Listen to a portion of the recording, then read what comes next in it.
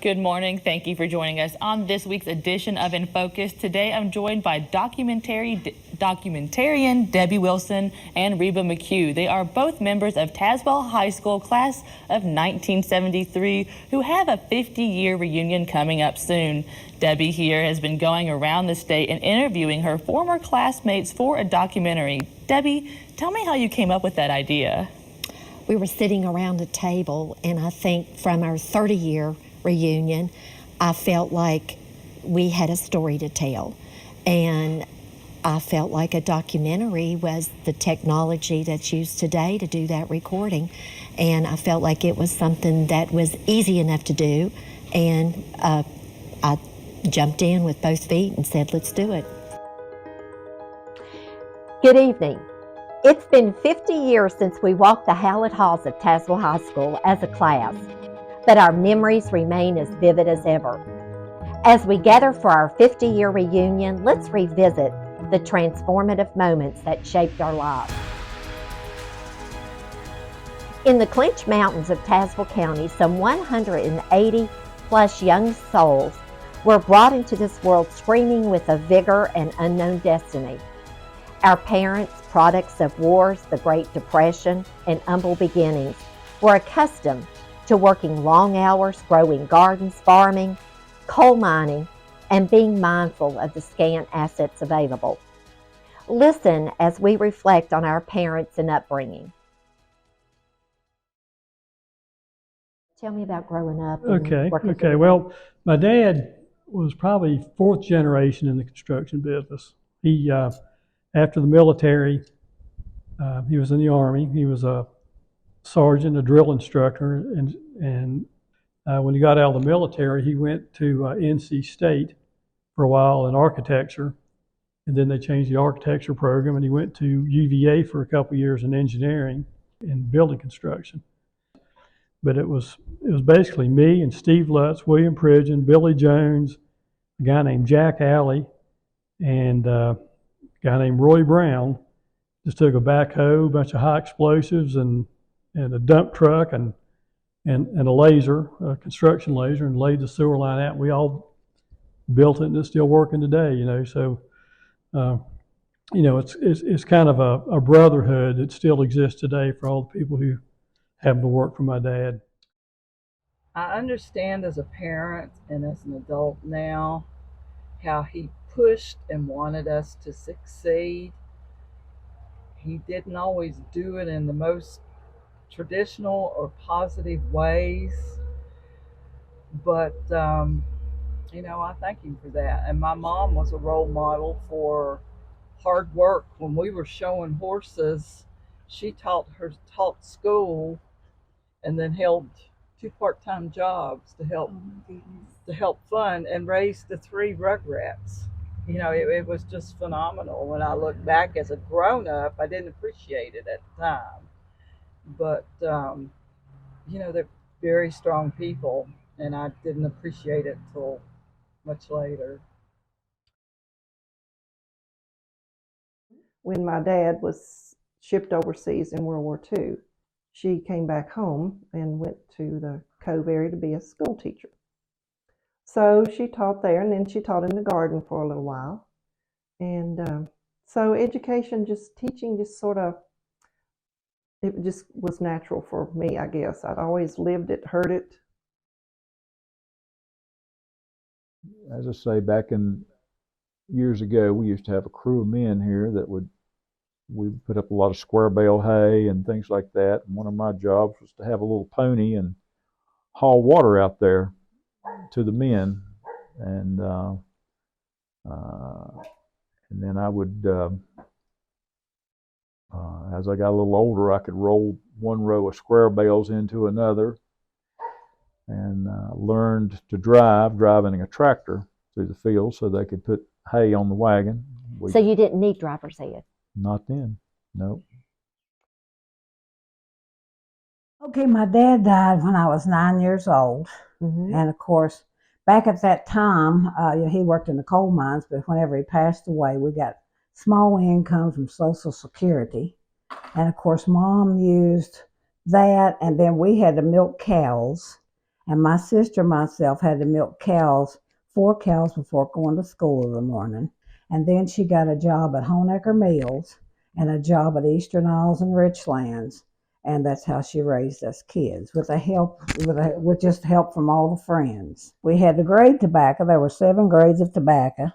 And we actually had to, when it would come in case in December, we would grade it because we would take it to the tobacco barn in Abington to sell that to have additional income. Well, Dad was in service, so he was supposedly, you'd think he was the disciplinarian, but by him being gone, of course, he was gone in Korea. So Mom was the disciplinarian. Dad was a marshmallow. Mother was the one that you had to hide from. I mean, the breaking your own switch and switching our legs, and she was the disciplinarian. But Daddy, he came in when Mrs. Cleaver had supper on the table, and we were all cleaned up. And, he didn't see the dirty part of. But yeah, Child rearing at all. They were wonderful parents. My mom was my best friend until I was 10, and then she was my personal reality trainer. I needed that. I owe her my backbone and work ethic. She made me want to grow up and get out of the house. She and my dad were a team. They did love each other, as all young people do, I think, and life threw them some big old curves. And I loved my dad. He was my buddy. And we had some times of disagreement. If you read anything, you know that I stirred hair into his apples one time when I was about 4 and survived. And I did that. I wrote that, and then I thought, yeah, I did that some more in my life. I stirred hair in his apples when he needed it. Metaphorically, yes. I had a grand time, and I would do it again because paybacks, we earn our paybacks. I always admired Mom and Dad because they not only lived together, but they worked together. I don't think there's too many people that can say they could do that now. Yeah. So for that, and they instilled good values. I mean, they taught me to be very independent and to pretty much say what I feel. Amen.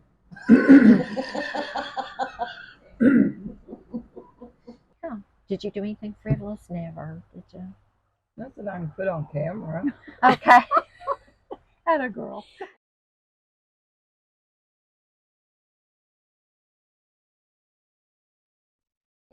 The breathtaking beauty of Tazewell County instilled in classmates a deep sense of responsibility and commitment to preserving this land within our families, or to own it to ensure it remained unspoiled by developers.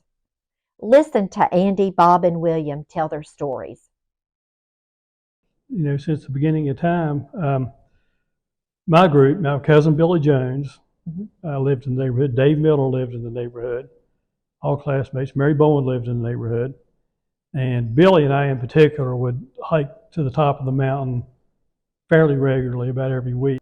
So my cousin Billy Jones and I pulled our limited resources at that time, and we bought the top of the mountain just to make sure that we could keep it open for people who wanted to go up there. And it was our goal to live up here, and I made it.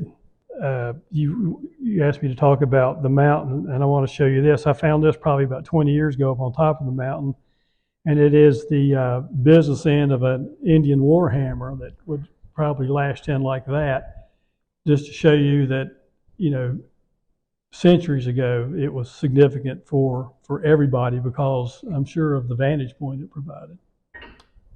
No doubt about that. When you get up there, you can see into Thompson Valley and then... Yep, you can see Thompson Valley. You can see south end of North Carolina. I mean, you can see West Virginia from right here. So. Oh, I didn't realize. And you can see far enough west, pick up Tennessee as well, probably Kentucky. I think this was granted back to the Archibald Thompsons. Was my greatest grandfather that I know of. And when my grandfather Curl come up there and married his daughter. And she was living here with her mother. So the earliest would be in the 1860s, you think? 1860. So the Civil War time frame. Yes, yes, So you've been here for a while. yes. Third, fourth generation? Yeah, fourth or fifth generation. Now, the farm's been in the family for over 200 years, and one of the 4 farms in the county that have been there. And of course, we're living in the house here that my granddaddy built back in about 1937. Tell me about the mountains Well, and what you can see from here. Okay, it's Knob Mountain, Morse Knob, Yeah. and it is the second highest point in Tazewell County. Okay. And you can see 5 states from up there. Have you walked all this? Oh, yeah. Many of us began our journey into education mainly through local community elementary schools. These community schools often served as churches, alternating between denominations on Sundays. The one-room schools slowly faded into history by our early adult years, but they played a crucial role in shaping our early years, fostering a sense of community. These feeder schools impacted our earliest learning years. Well, when I started, the present building was under construction.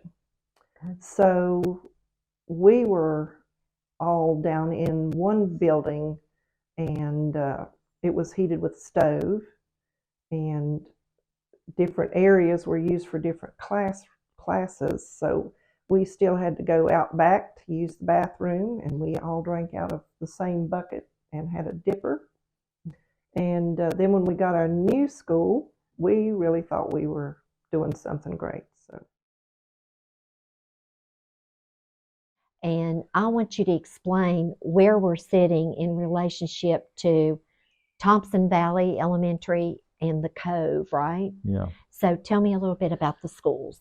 Well, I went to Thompson Valley Elementary School up here and caught the bus right down here at the mailbox and rode it up there.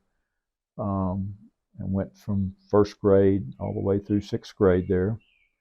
And the school was, you would have 2 classes, two groups in one classroom. You'd have like 1st and 2nd grade, and another room would have like 2nd and 3rd grade, and then 4th and 5th, and then 5th and 6th. And then there'd be one teacher to try to teach 2 grades of classes up there. Mm-hmm.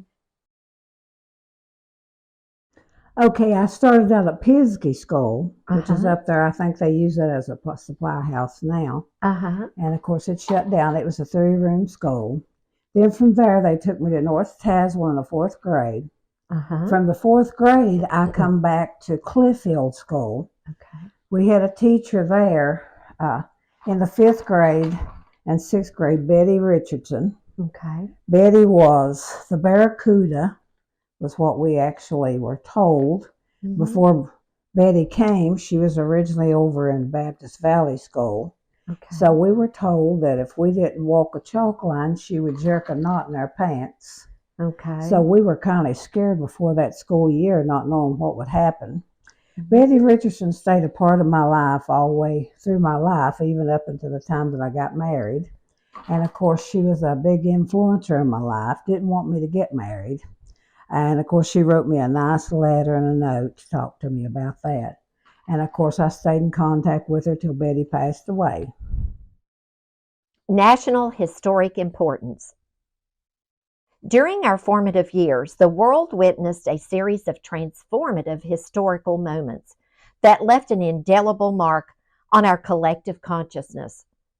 These events included the Cuban Missile Crisis, the assassination of JFK, integration, man landing on the moon, the Vietnam War, sit-ins and protests, Woodstock, and Watergate. Several recalled with detail these events. We had the Cuban Missile Crisis. I was either in the 1st or 2nd grade, and I remember them ringing the bell, and we'd go out in the playground and just test and say, this is what you got to do if you're going to go home. And So one day I decided to go home. So it was like no need in doing the drill. And no need in doing the drill. Went on home, and it was basically trying to figure out if we go to a fallout shelter. And the Presbyterian Church had a fallout shelter, but my mom, I got home, I said, "What are you doing here?" I said, "Hey, let us out. We was practicing." So she didn't know no difference. She never knew the difference.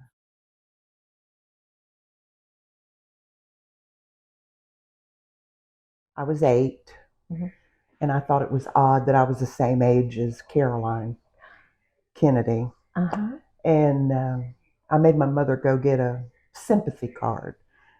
And I sent a sympathy card to Mrs. Kennedy and Caroline and John. And she responded. She sent me a note back. It came in the mail and it had black edging on the envelope. And of course, where the stamp would be, it just said Jacqueline Kennedy. That meant a lot to me when I was 8 years old.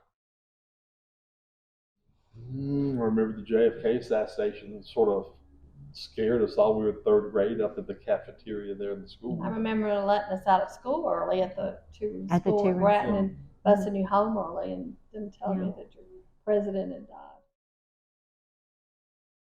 Well, I remember the day that JFK got killed because it was 3rd grade, and they announced it over the intercom there at Abbs Valley. And I just vividly remember that. It was shocking. It was very shocking. And we all were mournful. Right. I mean, at third grade, I was only 8 years old, but it was an impact. We knew something terrible had happened. Yes.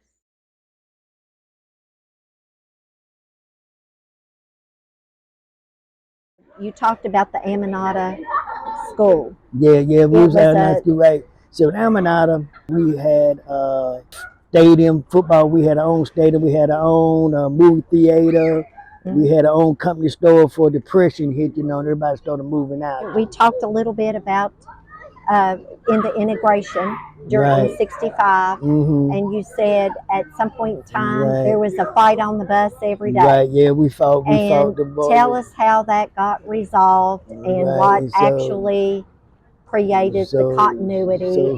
So what it was though, the guys from Aminata, the guy went over there to the guys from Rivermont, the guys from Tazewell, put that stupid mentality in their mind, and that we said, look at, they don't live here. We live here, we play football, we come down there, y'all ride our sleds, come on our side of town. We all family, big family. We like the Altizers, the Monks, the Duties, them the folks lived in Aminata, so they thought that they can handle us, they couldn't. So we fought them every day, then they get off the bus. I'm going to get my shotgun, you gotta get off the bus first, dog. Get the shotgun. So then after that, then we had like police escort, state trooper escort us, from school and back from school for about a couple of months, Then then they realized that we weren't going nowhere. Okay, we weren't going. We had one girl. She fought like a man, Catherine Smith, Miss Ann. We call her Miss Ann nickname. So everybody had a nickname. Okay, my nickname was Chicken. Was Chicken? You had not been exposed to integration. That's right. I came from Buchanan County, which I had never gone to school with black kids before. And if I'm honest, I'll say I was a little bit nervous about that when I first came to Tazewell Junior High. But I shouldn't have been, because they turned out to be some of the greatest friends that I ever had. And even in later years in college and workplaces, I've just had some wonderful black friends. Classes. We were the first class in 5th grade. It was Lazy Liza Liz, or Pootie will remember that too, because she has a daughter named Liza. But I do remember that, and the teacher, Miss Chambers. said that she was going to discontinue reading the book because it had a lot of slang and a lot of dialect, and she was afraid that it would hurt somebody's feelings. And nobody questioned that. And that was important because I think we realized the sensitivity even back then. Even back then, and she wanted to make sure that everybody felt welcome and included, and she didn't, she really tried to educate us about that because we had never really encountered anything close to integration. Our churches were separate, our schools were separate. But I thought it went really smoothly, and everybody was accepted, and I don't remember having any problems. Now, the black kids might remember it differently, but I just remember it being just new friends. I was entering the 5th grade at the time, and the friendship with these two people lasted all the way through school and still lasting. Even to this day, Vicki Lynn, anywhere she sees me, she'll hug me and kiss me and say, please come in and visit. I haven't kept up with Pat in past years. I pass her sometimes, but she doesn't know who I am, and I get past her before I realize who she is. I attended North Tazewell Elementary School through the 7th grade. Then I went to town to the old junior high school for the 8th grade. Now the fun starts. I'm going to high school as a freshman. I believe it was 4th grade when Tazewell, we had integration. I remember that. Mm-hmm. And I remember thinking, well, wait a minute, why was it that way to begin with? That was my memory, Mm-hmm. It was like, that was pretty unacceptable, and it was acceptable that we move forward with that.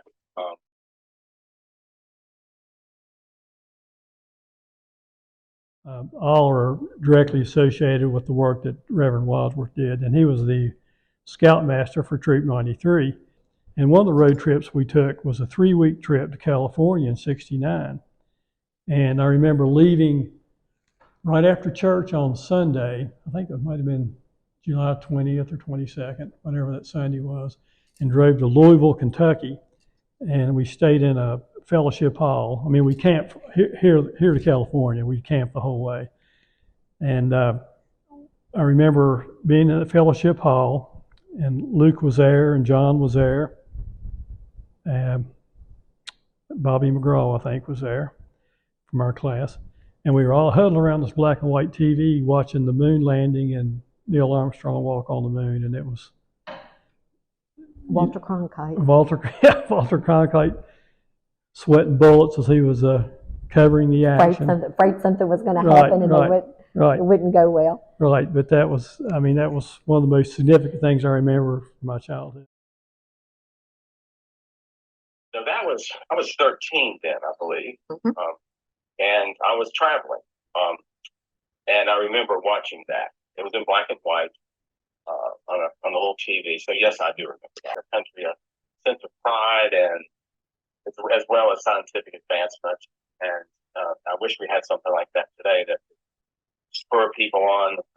That was a positive thing. It wasn't. I mean, everything's positive and negative, but that had a lot more positive than negative.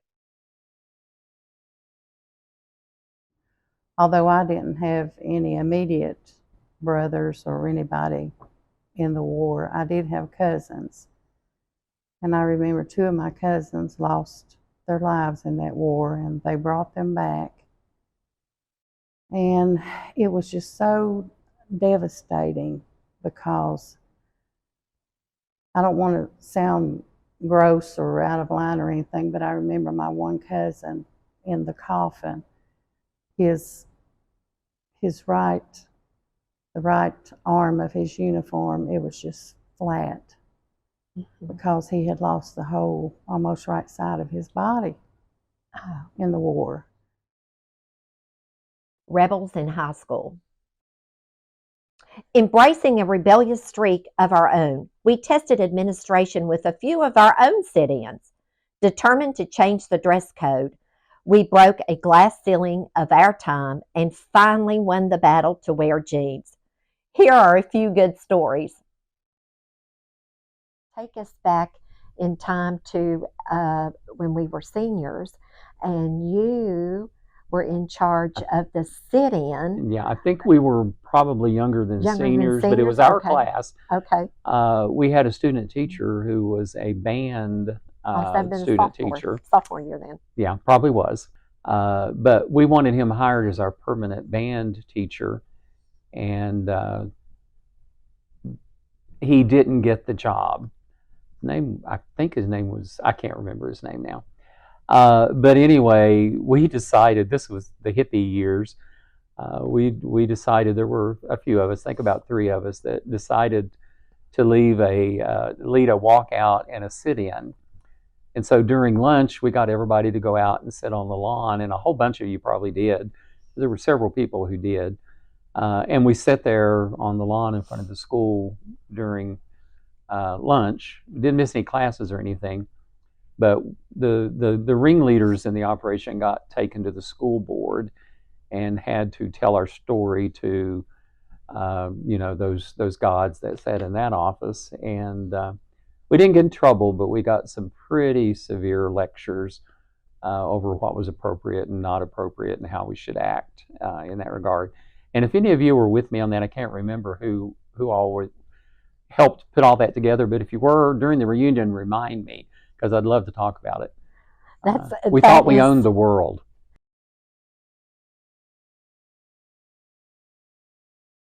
I remember that we had a rule or a dress code at our high school where the girls could only wear pantsuits if they were matching, pantsuits.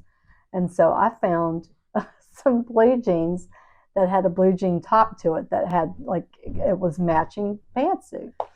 So I wore that to school one day, and oh my gosh, they sent me home because I was wearing blue jeans. So anyway, I remember that. And then as a nurse, when I was working at UVA Hospital, Mr. Hutchinson was a patient at the hospital, so I went to see him, and he remembered me. And the main thing he remembered me, I was known as the rebel in high school, and I had not known that. I didn't really ever think of myself as a rebel, but maybe I was. I remember having a sit-in in front of the high school where there is now a parking lot. And we were protesting on digging up grass. It seemed important at the time. So I guess with that, now there was another important thing that we kind of won the battle in 73 for, or 72, 73, our senior year. That was actually getting to wear blue jeans. We got to wear pants. So Pootie mentioned that she got sent home, but you also were sent home. Yeah. Tell me about that. Peggy Lawson would meet me at the door frequently and send me home before I even got down the hall.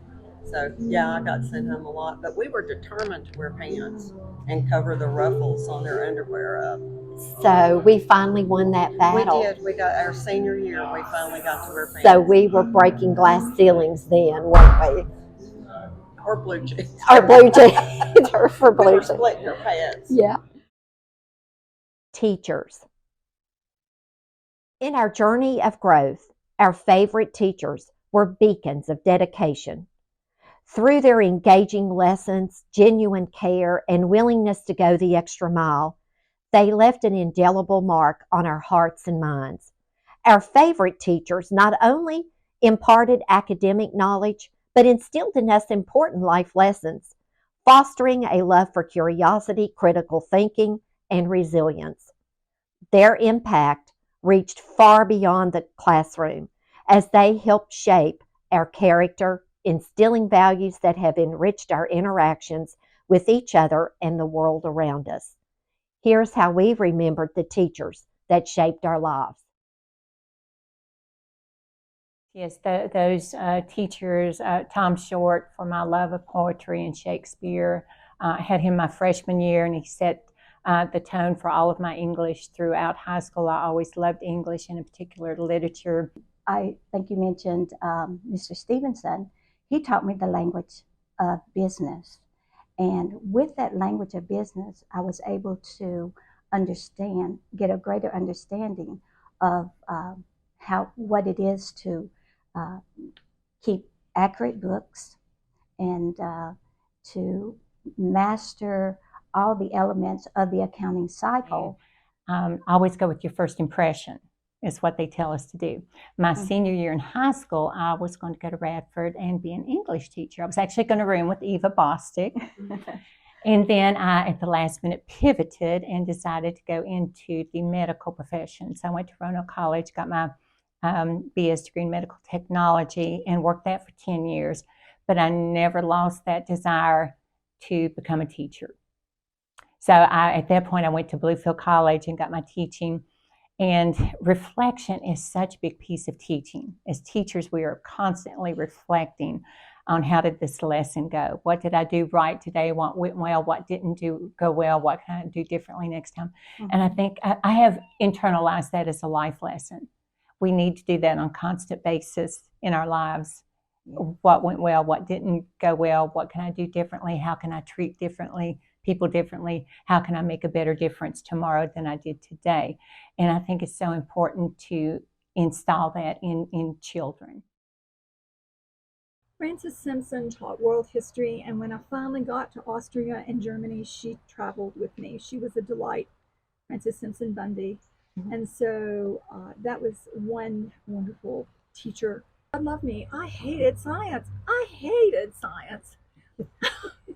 it. Let me tell you. So my lab partner was Jimmy Bundy, and he took up spraying his breath atomizer through the Bunsen burner. So we had flame throwing 101. Survived that and learned to use a hemoscytometer, pipettes, counting yeast, and those were techniques that I used in my 40 years in a clinical laboratory. Yes, when I left, Fisher was my favorite. She's very good to me. I taught her class when she took the others bowling because I think Miss Harmer was missing that week. She took us to Concord one time, the advanced PE, and we got to go up there and work with the college girls, and that was quite an experience too. But Miss Fisher asked me if I would come and help her in the phys ed department after I graduated, and the school board said they didn't have the funding for it, and I couldn't go to college, so that's where I ended up. But Actually, in elementary school, Mrs. Canode was her name, and I think she was my 5th grade teacher. And she was just a great role model, sweetest person. She took care of us just like we were her own family. So then in middle school, I had Mr. Beggs as a math teacher, and he was very funny. He was a really good teacher. And then in high school, I loved Jean Walk. I mean, she and Lou Billups were 2 of my favorite teachers. You mentioned a math teacher that was important to you and has been important to others. Reflect on Mr. Hutchinson for a minute. Oh man, he was awesome. He was such a cool teacher. You know, he pushed the group to extend themselves. And I remember we sat around Pootie Van Dyke's kitchen, the 4 or 5 of us, Luke and Andy and Dee and Pootie and maybe even a couple others, and would do problem sets together. And he pushed us, really pushed us. We had a great group of students that really all competed and tried to do well. But Warren was such a great teacher, motivator, but also just was a great storyteller. He had more stories about growing up in Bluefield and the things that he did. And so he could sprinkle that in, but yet, teach you math. And I was not a good math student, didn't really enjoy math, but he made it fun. Yeah, so I loved him. He was a great teacher. Favorite teacher was probably Nancy Chambers, my Latin teacher.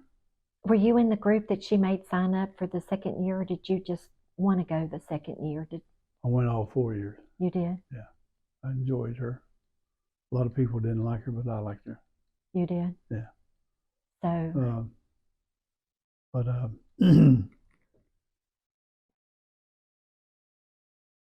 thought Rose Thornton was one of my favorite teachers because she opened the door to mathematics for me. And until that time, I don't know how I muddled through, but I didn't really understand it. I just got the grades and went along. But she laid it out so that it was I could actually put something to it. Marie Keenan. I loved her. But she was all business now, except the time she went to see Elvis in concert. Oh. And she came back and she said, "We're not having class today." Oh. And she had caught one of his scarves or something, and she wouldn't let us touch it, but we could look at it the whole class period. And if you knew her, you knew that didn't happen very often. So I stayed home or went to work that day and come in the next day, went in the office to get an excuse. And I think it was Coach Ryder at the time was at the desk, and Mr. Fields was the principal.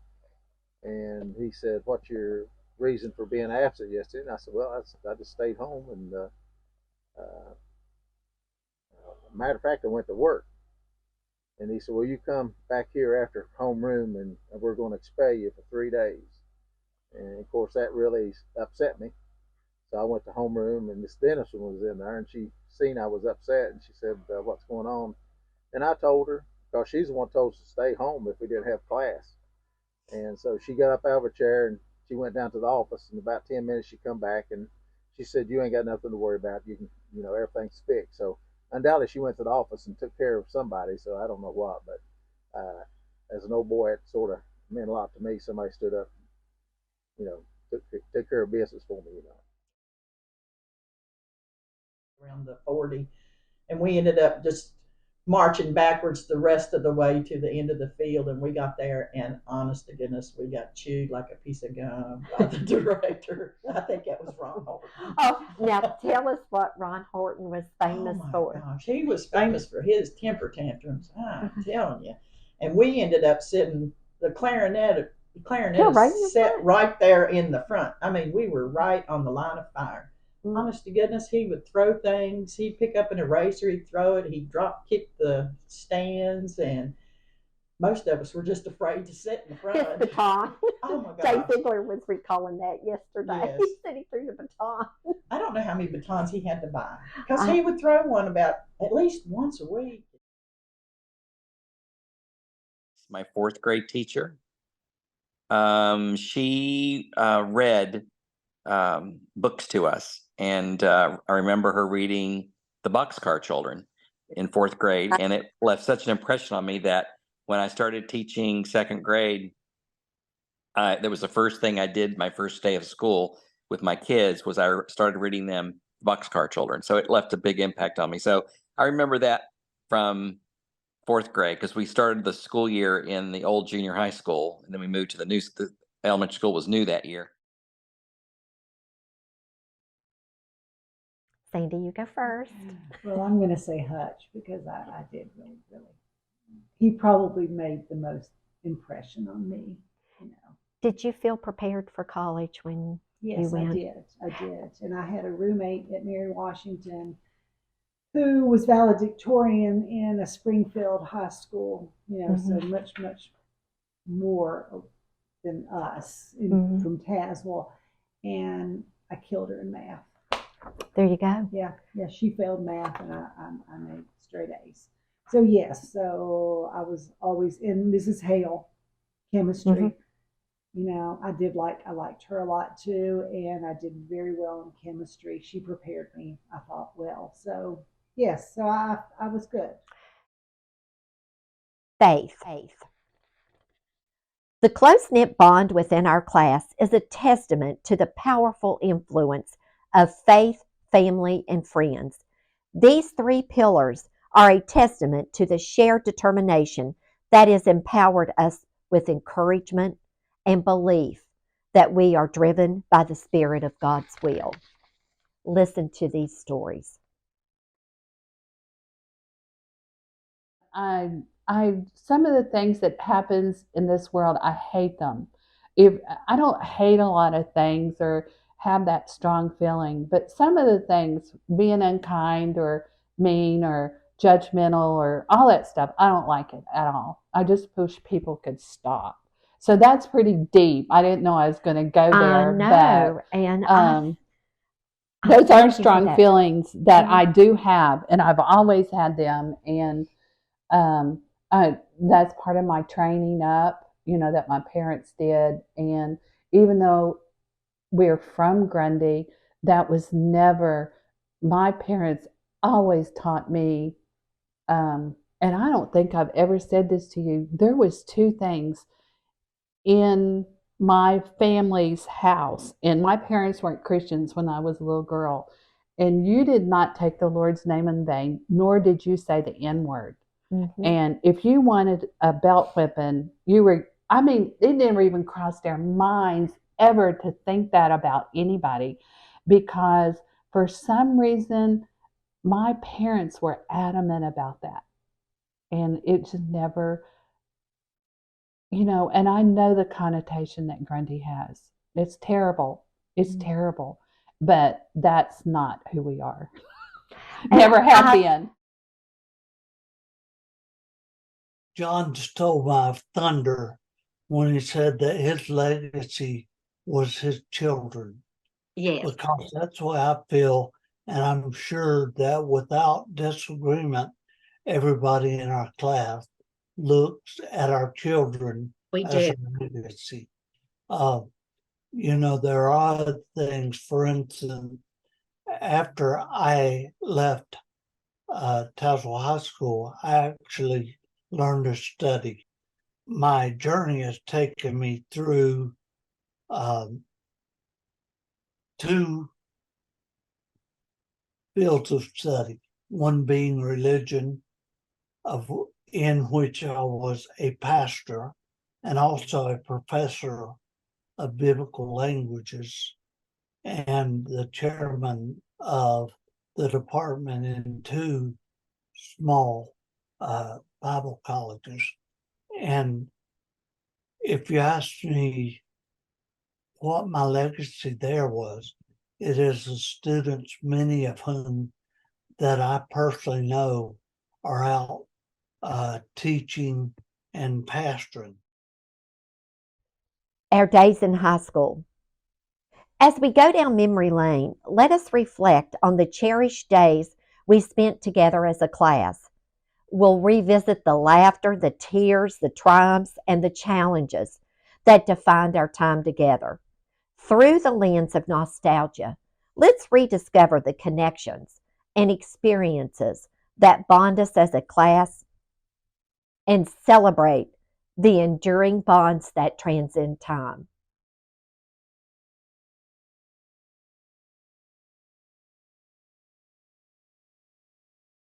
Yes, I came from Bedford, Virginia. I went to Liberty High School. It was made like a college campus. It had a sidewalk in the middle. The 9th, 10th were on one side, 11th and 12th were on the other. So I went to high school in the 9th grade. And while I was there, I saw the Green Teas come and sing. I did. I remembered some of you all when I came to Tazewell. I remembered some of the faces and things. And I came here and I felt like over the years, this is where I was meant to be. And all the good stuff that went on from the beginning to the end, because I moved here in the 7th grade, and that transition was tough when everybody'd come through elementary school together and kind of had to, I didn't know which table to sit at lunch, kind of deal. And I was busy with horses all the time, so, and maybe chasing a few boys. You ended up at our table. I was bullied. I know what it feels like to have people back up and not want to touch you. Mm-hmm. Got that. Haven't forgotten it. But what I also had in the town of Tazewell was a group of mothers who, once I got past the bullying, made safe places for me to be. I hung with their kids. I was in their homes. They were wonderful. They didn't act like they were doing me a favor, but they really were. They were so kind, and I still love Walden, and I'm grateful for those mothers who were so kind and so accepting and so not obnoxious about, we're going to do you a favor, you little ragamuffin. They were kind to me. Call her up, her voice is a voice of reason. And Vivian Moore, I tailed Melissa like a puppy.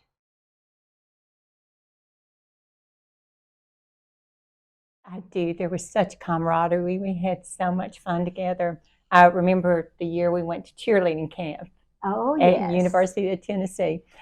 We had so much fun. And as Aletha said, there was just such a commonality when you were cheerleading in front of a group of fans, and everybody was on the same mission. We wanted to win. We were supporting whichever team we were cheering for.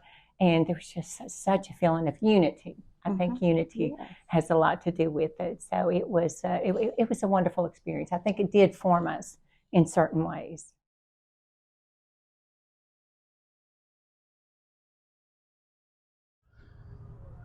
And that year, I think we were, what were we? We only lost the one game to Richlands and gave them the Southwest District Championship that year. Okay, I've got to ask you one question. Okay. Did we drop the ball in the end zone? No, we didn't drop the ball in the end zone. We actually scored several times. They just wouldn't give it to us. I understand. So I've heard that from several. You know, yeah.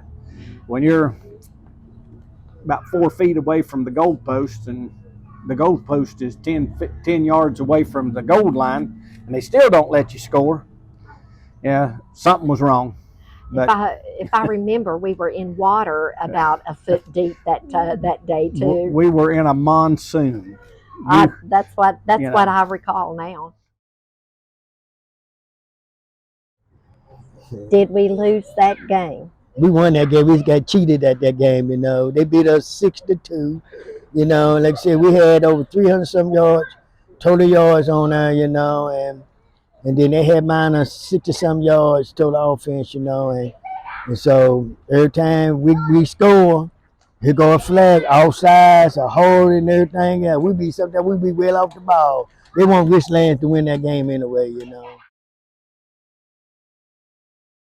Yeah, it was a tough game. We outplayed them, but we just couldn't get the ball in the end zone.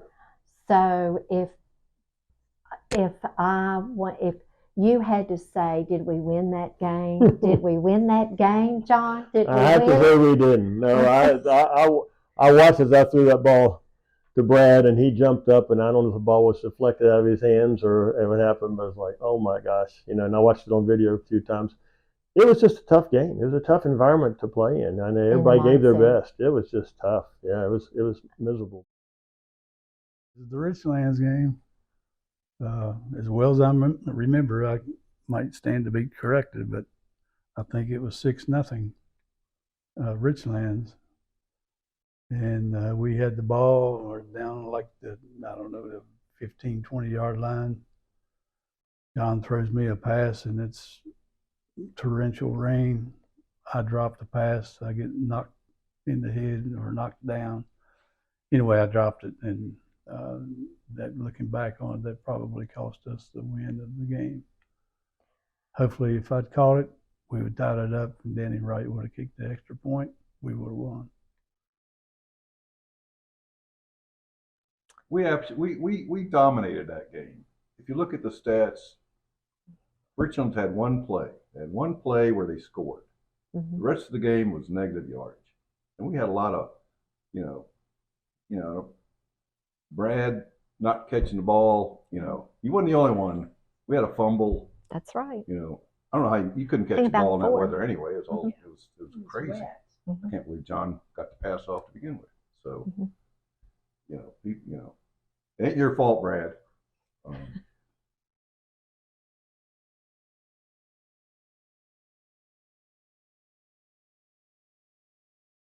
How did you get involved where did you learn? Because you had to spend endless hours showing me everything. I think that mainly going to ball games and watching college ball games and watching the twirling. And I just loved it. I loved twirling the fire and the batons. Do you remember that? Yeah, that was a lot of fun, and I enjoyed that. We had that band camp, and we would go out there in that hot sun, and we would march. Was it Byers one year, Mr. Byers? Was it Byers or Amber? I don't remember. Okay. I have to look it up and All see. right. But we did the band camp, and we'd go out there, and honest to goodness, I think all of us had 2 left feet, and we had to learn the music so we didn't have those little flip cards that we had on the end. I think I had the flip cards. I had the flip cards the whole time.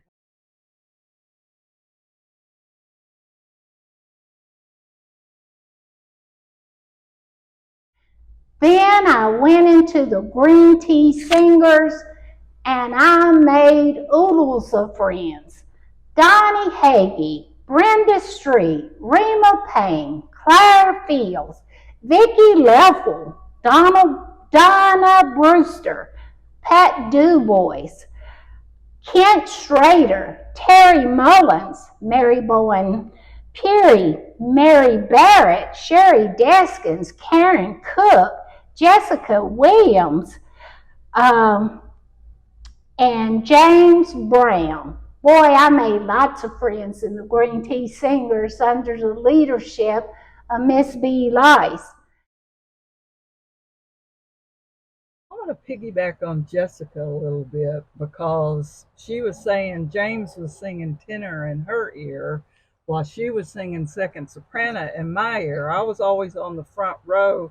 Jessica was always the row up, and it was always, I don't know how obvious it was, but if I got in a tight place, it was, but she was my rock.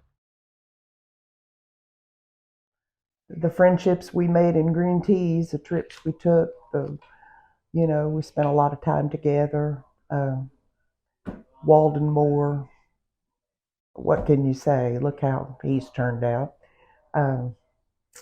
Jessica, it was just a wonderful, wonderful time. Rema.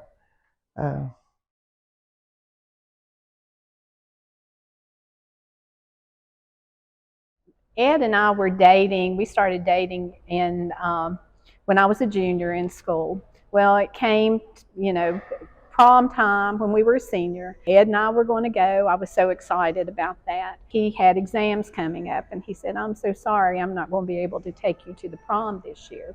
Well, in high school, I ran around with Wayne and Roger and Karen Cook and everyone, and we just decided, Roger said, "Well, I'll come and get you and I'll take you to the prom." Well, Ed wasn't too happy about that, but anyway, I said, "Well, we're just going as friends." And I said, my mother said that she'd never buy me another gown or anything if I didn't go to the prom. So we all went as friends, but we ended up at Fran Farmer's house, and we just had the best time.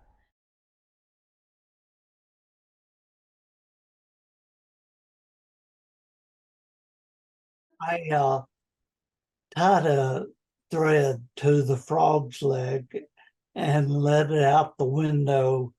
And those of you who really went to Tazewell would know that those windows folded open inward.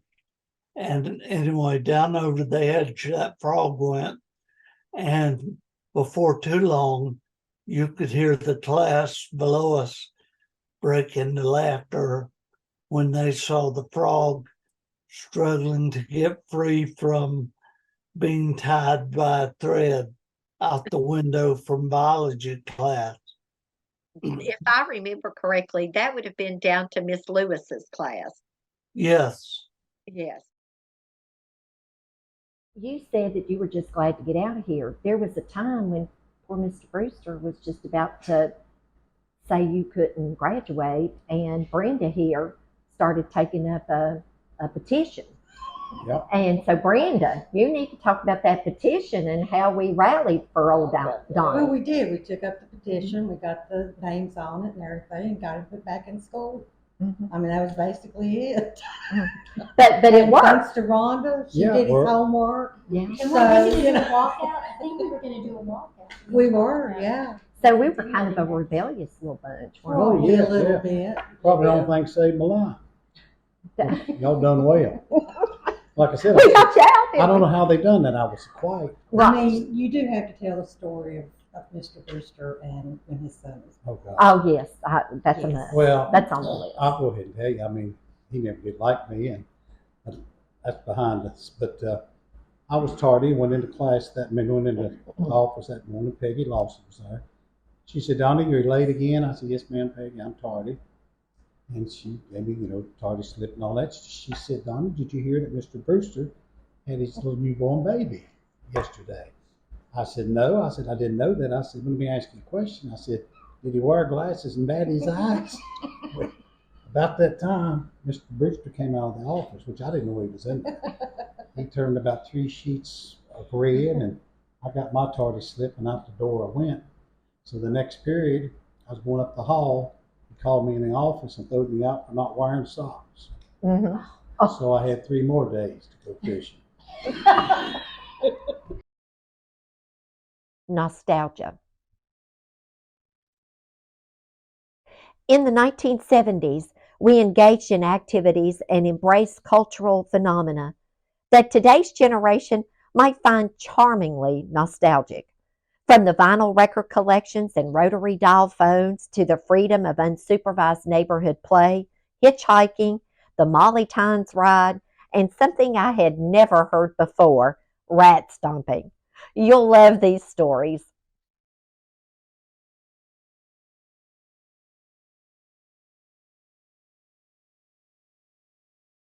I have to ask this. Did you go rat stomping with the rest of them? Well, yeah. Yeah. I have to shake my head. I never got a rat. You never got one. I saw a bunch of them. That's a shame. I used to hitchhike when I'd have basketball practice or football practice. Yeah, we lived a good about 7 miles, 6 or 7 miles. Yeah, I would to hitchhike home. Especially after games. I mean, it might be 10, 30, 11 o'clock, and I'd start hitchhiking. But back then, a lot of people knew who I was already, and they didn't have any problem picking me up and giving me a ride. We had a lot of fun, and we did things that the family could do. For example, the Molly Tynes ride was a big family event. Gosh, I rode on the Molly Tynes ride from the time I was whenever it started. I think we did. My dad drove a wagon, and my mother and my cousin would drive Dad's big cattle truck, and we'd throw all the stuff, the food for the horses and our food and everything in there. And several of the neighbors and most of the girls and things that we rode horses with, and even some of the guys, but there were several of us girls that rode horses, and we all rode together, and we slept in the back of that big old truck, and the guys slept underneath, and the horses stomping around, and but we cooked out. We had so much fun, and but the kids today, and we could disagree without being angry. I don't know how you would teach school. I mean, my hat's off to you people who teach. I don't know how you would teach school today. I know today. I mean, you can't do anything to a kid. I know y'all probably never did, but they busted my butt up under these lockers with a board, wham. Well, I guess what Your hind end gets look me red as that top you got on. is our grandson. Our time capsule. Let's now listen to our classmates as they share their thoughts on what precious mementos and memories from our high school days they would choose to safeguard in our imaginary time capsule, a testament to the unique experiences that define our class and time together. The first thing that comes to mind is a piece of music that Jessica Williams gave me when if she tells you she's not a thief, this might convince you differently. She went into the music library at Tazewell High School and stole a piece of music called Stomp Your Foot upon the Floor, which we sang at Allstate. And it was a work by a famous composer. She stole this thing and framed it for me. And That is beautiful. I'm not giving it back. If you had to go back and put something from now that we know what we know, what do you think we should put in a time capsule from 1973? Music definitely needs to be in a time capsule. Locomotion, a peppermint twist, and of course, whenever I hear these songs back there in 1973, and it just maybe one comes on the air, whatever, it kind of gets into my system, and man, I just want to begin to just rock down, just begin to twist. It just it does something for me, and the music of today is a little harder for me to understand. After reflecting on the treasures from our time capsule, I wanted to switch gears and delve into some intriguing questions. Like if our class were a movie, what genre would it be? And what would be your character? I even asked a few classmates who they look forward to seeing at the reunion. Here's what they had to say.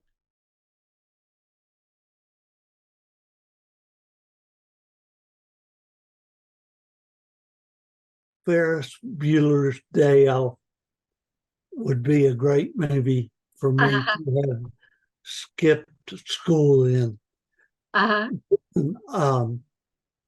However, but if I were to choose the movie Chariots of the Gods. Okay. The idea being that when I see our man Eric Liddell out running, I say, you know what? That freedom and that unleashing always speaks to me. What has changed? I had the privilege of sitting down with the current principal at Tazewell High School, Jerry Smith, to catch up on the latest developments at the school. Towards the end of my high school career, there was these new things called the standards of learning just coming out. And of course, that was back when, the teachers were kind of naysayers. Every year they were getting a new this, that, or this was going to be the next best thing. Well, the standards of learning have stuck around now for about 30 some years. We give our first test on the standards of learning back in 96. And in 2000, starting with the class of 2005, they had to pass a certain number of SOLs in order to earn graduation status. So that's one major change. I'm not sure the number of credits. I would imagine when the class of 73 was here, there were probably 18 credits for a standard diploma, maybe 20 credits for an advanced diploma, and that's went up. Now it's 20 credits for standard diploma and 22 credits for advanced studies diploma. We offer all kinds of dual credit classes here, everything from dual calculus to dual English. We have some kids that take courses like Japanese as a language, French as a language, because we no longer teach that in-house. We have, kids now have a whole lot more opportunity than kids did 10 years ago, much less 50 years ago.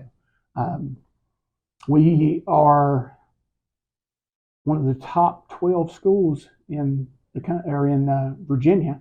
We earned the 2023 Virginia Governor's Exemplar Award, which is very prestigious. Life beyond high school. As we pivot from our alma mater to the broader canvas of life beyond high school, we journey through the diverse paths of classmates have taken, from careers that shaped our professional identities to those who dedicated themselves to the military. We explore our active involvement in our communities, the adventures of travel, and the profound impact of technology on our lives. Take a listen. Well, I took Spanish 1 with Senora Cyphers, Connie Cyphers, at Tazewell County, at Tazewell High School, and I continued with Spanish right up to the advanced level. And Senora Cyphers was an amazing teacher and role model, and she knew how to bring out the best in her students. And by the time I took the advanced level of Spanish, I knew I wanted to be a Spanish teacher. A lot of people worked to save my behind. Southwest Virginia Community College, counselors and Armin Opitz looked at my work and said, "Oh, come with us." And I was allowed to test out of pretty much the first year of Southwest. And they helped me complete an associate degree in applied science in 4 quarters. They worked hard to do that. I went to laboratory school. There was no tuition. They paid a stipend. I wish more young people could do that, although I was not the most adept scientist. I did care about not killing people. And that turned into a 40-year career that's paid bills for myself and my family. I was able to do something that mattered, continued going to school. I'd work a 3rd shift and go home and take a shower and go to my own graduation. That happened more than once. Served on council for quite a few years and accomplished a lot. I mean, we renovated this park here. We helped with fundraising of the Four Seasons YMCA. And it's debt-free. I actually serve, I'm the treasurer of the Four Seasons YMCA. I worked for the Department of Motor Vehicles for over 20 years, and I retired November 1, 2005. No tangible learning of a trade or anything like that. I mean, I did all that on my own, working for my dad, who was a builder. When I was practicing medicine, I always had an interest in business, as I said. So education, just teaching, just sort of, it just was natural for me, I guess. I'd always lived it, heard it. It wasn't, nobody expected that I had to go that route, but I just felt like it might be the way to go. With my dad got in the John Deere dealership back in 71, 72, and basically that's what I've did all my life is sell John Deeres, work on John Deeres, sell parts for John Deeres, and that's pretty much been my life is in the farm equipment business.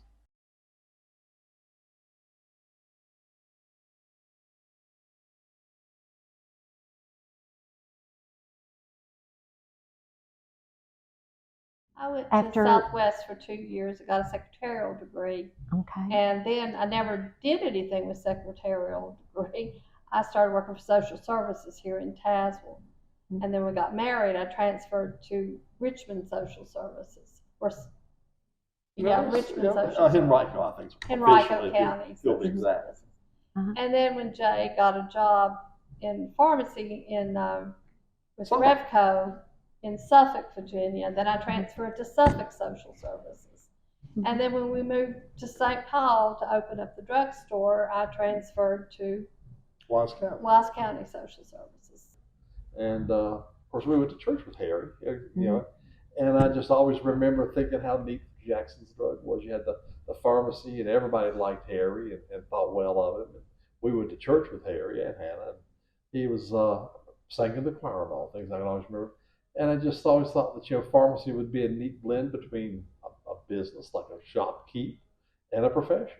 And it just always picked it and sort of stayed on the path and never really particularly veered against anything else. I think as I said earlier, we had that career fair at the high school, our senior year, I think it was, or maybe it could have been end of junior, I don't recall. And I went around to the different booths, and there was a brochure on speech pathology, and I thought, that sounds good. So I picked it up and read about it. I said, oh, that's what I'll do. And that's what when I went to college, I declared my major my freshman year, and I stuck with it. And then I graduated from college, and my first year of teaching, actually, Debbie, I don't know if you ever knew this, I worked in Stafford County. I lived in Fredericksburg. And then my last year, before I retired, took early retirement, I worked in secondary reading, middle school, high school. And then I was able to retire early. And then I went to work as a national reading consultant for 12 years, and which was wonderful because I got to travel all over the country and taught teachers how to teach reading to struggling readers. One of my good friends is Grand Valley State University is hiring cleaners in the service department. You should put your resume in. She said I got hired full time, and then I moved into the mail room, the mail department, and I worked there for a total of 27 years. Finally retired. Finally retired when Steve got sick. It's like my place is at home to take care of him. So, to get my certification for teaching, I went to UVA Wise, and I went to Southwest for my applied science in technology and accounting. My senior year in high school, I was going to go to Radford and be an English teacher. I was actually going to room with Eva Bostic. And then I, at the last minute, pivoted and decided to go into the medical profession. So I went to Roanoke College, got my BS degree in medical technology, and worked that for 10 years. But I never lost that desire to become a teacher.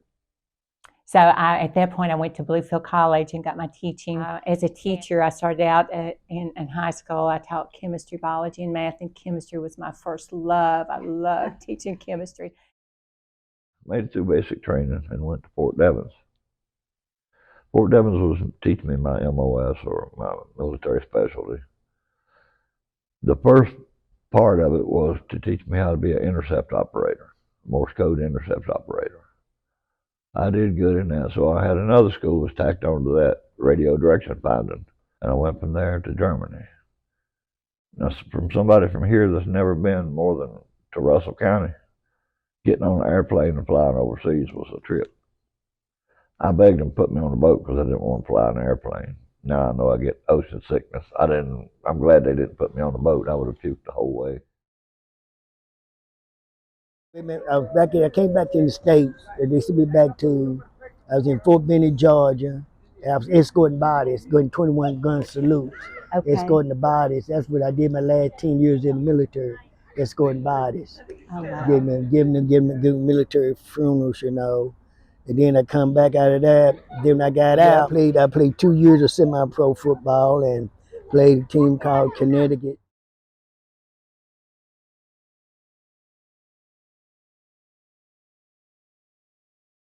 Technology, well, it started out, I don't know if you remember the old language labs we had in high school. I do. A lot of people don't remember those, and they're not in use anymore, but they've been replaced by some really, really remarkable things. And a lot of those things came in handy a couple of years ago when we were having to do remote instruction during COVID. In fact, I spent a whole semester teaching virtually, so it was a pretty serious learning curve to go completely virtual. But the technology, we couldn't have done it without the technology that we have today. Technology has changed with everything. You know, we got smart tractors and smart balers. Hay balers got computers on them, and everything is totally different from what we come out of high school picking up square bales. As a lot of the guys done coming out of school, everybody had a summer job of helping somebody pick up square bales, and now we do it with air-conditioned tractors and stuff and round bales. That's different, isn't it? Completely different. Back in the early 70s, 80s even. Simple tractor. They had simple wiring harnesses. Nothing much called fancy to this day and age with the pretty much all your big tractors. You have to have laptops to get in and program different things in the tractor, and even in lawnmowers you have to have laptops on some of them. So then the fuels has changed and the engine have changed, and now they're talking electric. I think John Deere's working on an electric tractor now. So it's really changed over the whole 50 years, you know. I'm sort of illiterate when it comes to some of it.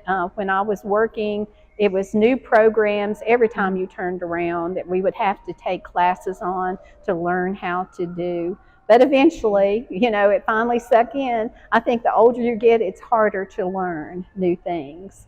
But another thing is electric bikes. I love to bike. My husband and I bike a lot of the trails. I never dreamt there would be an electric bike out there that these people were just zooming by us as we're pedaling ours.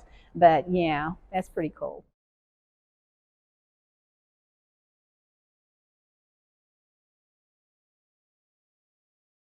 I was fortunate enough to have the opportunity to do a lot of travel in Central America, some in South America, but mainly Central America. A lot of it was going to some of the Maya sites in Mexico, Guatemala, Honduras, and then there were just some fun trips like with the whitewater rafting in Costa Rica, and it's always wonderful to spend time in another culture and absorb as much as you can of that culture. Breaking glass ceilings. We had some remarkable individuals within our class who forged successful careers, shattered barriers, and exemplified the concept of breaking glass ceilings. Their exceptional achievements serve as a source of inspiration and pride for all of us.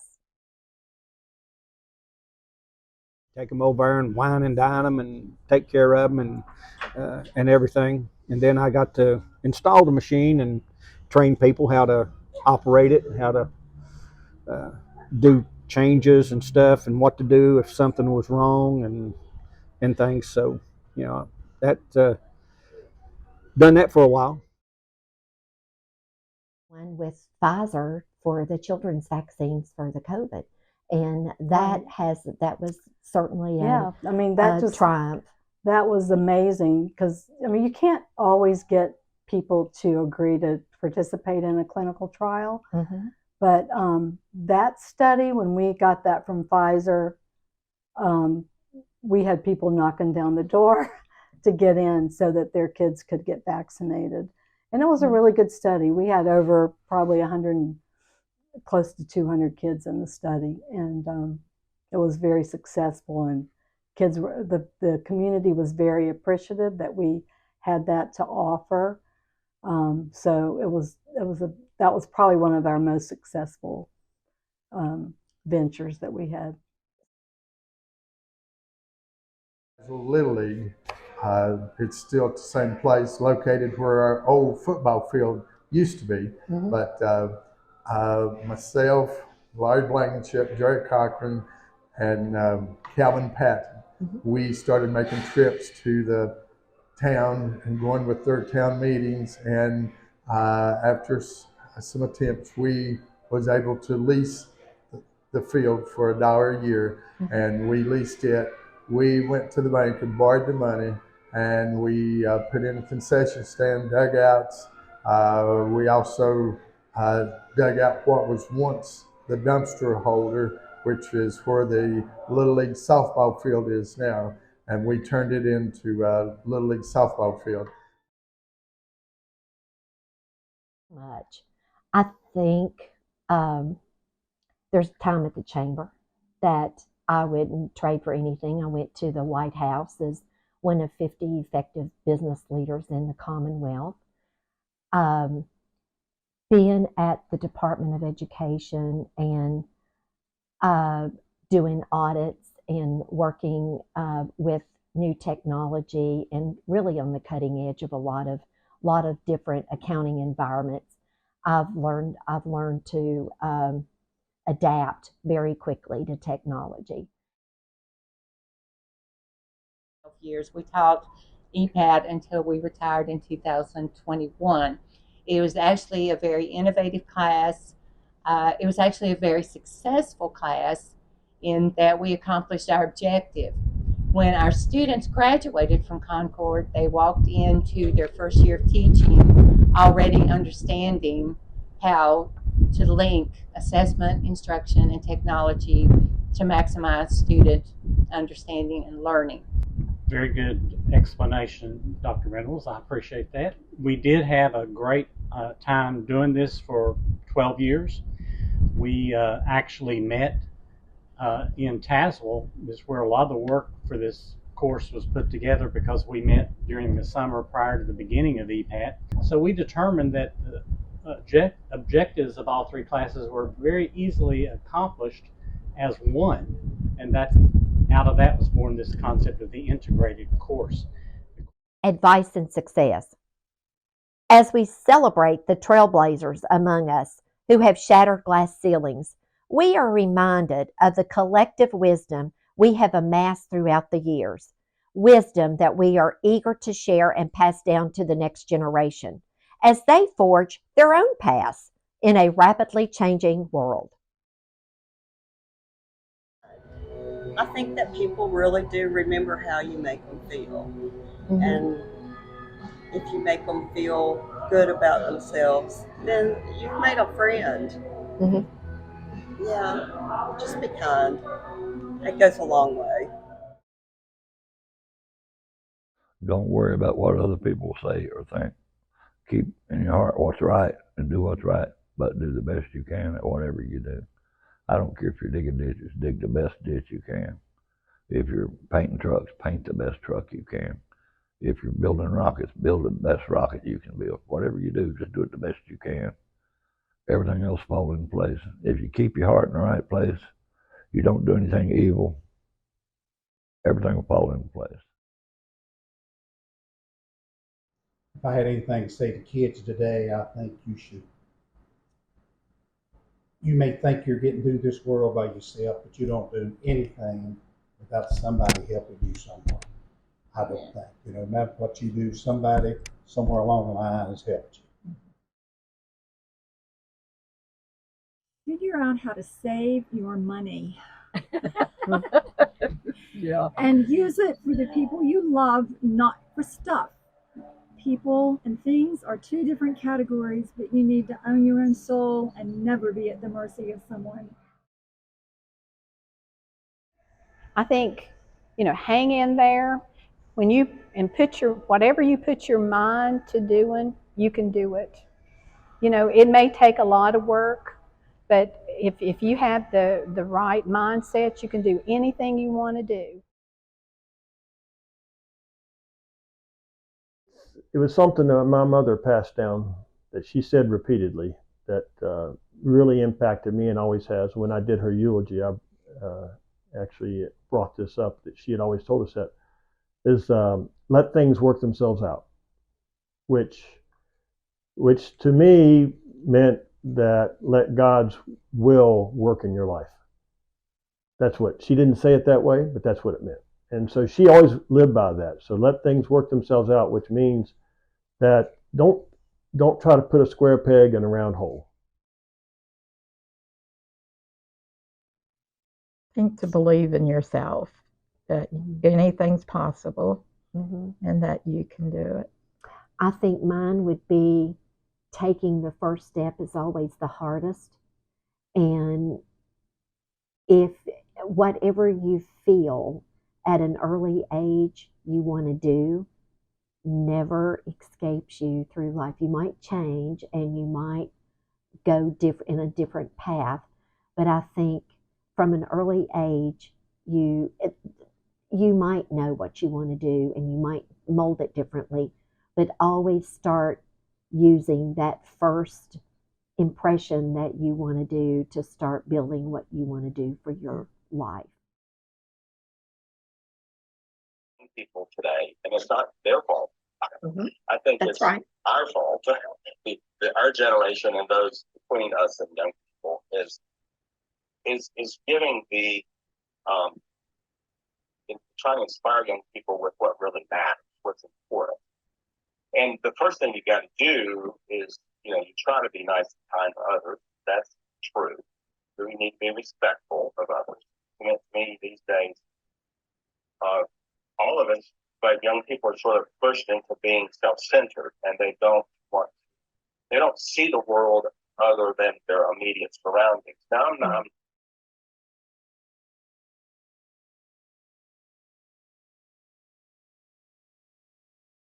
to me is doing what you want to do and have interest in your passion and doing it well.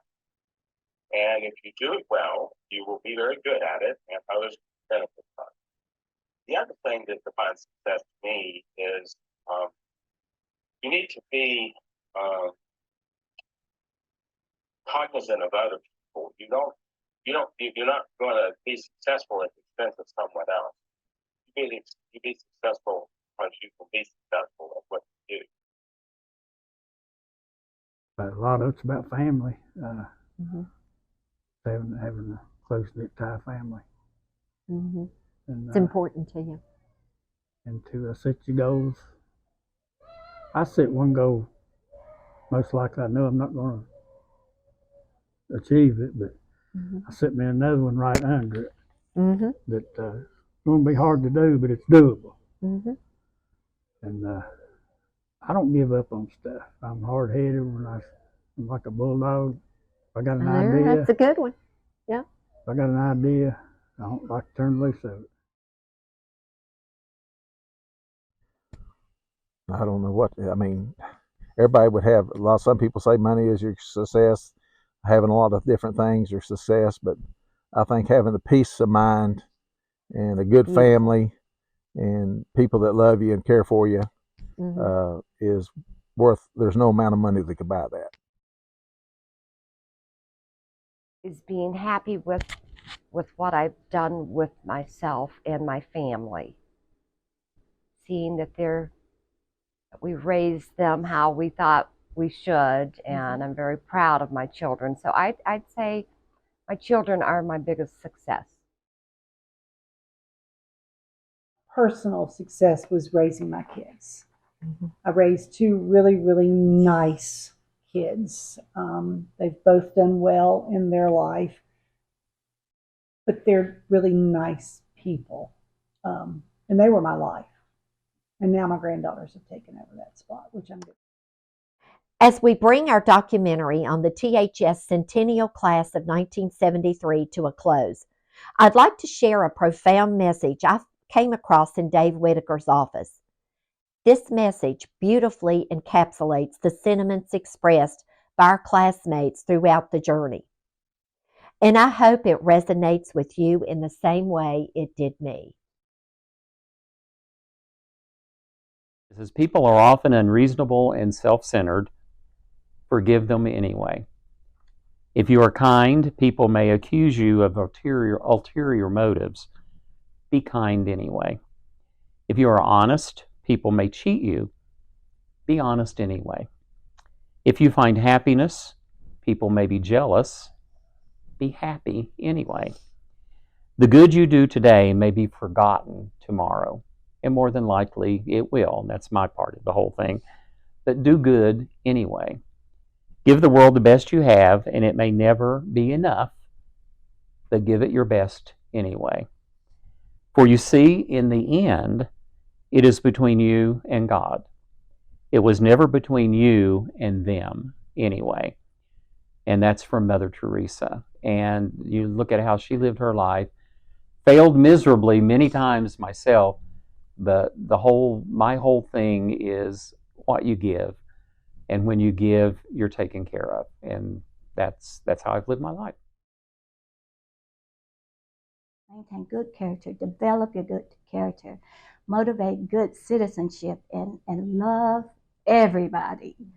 And I've always said I would rather be excluded for being inclusive than included for being exclusive. So I love everybody, And I think that that has helped me to be who I am today by the grace of God. Class of 73, we Yay! love you.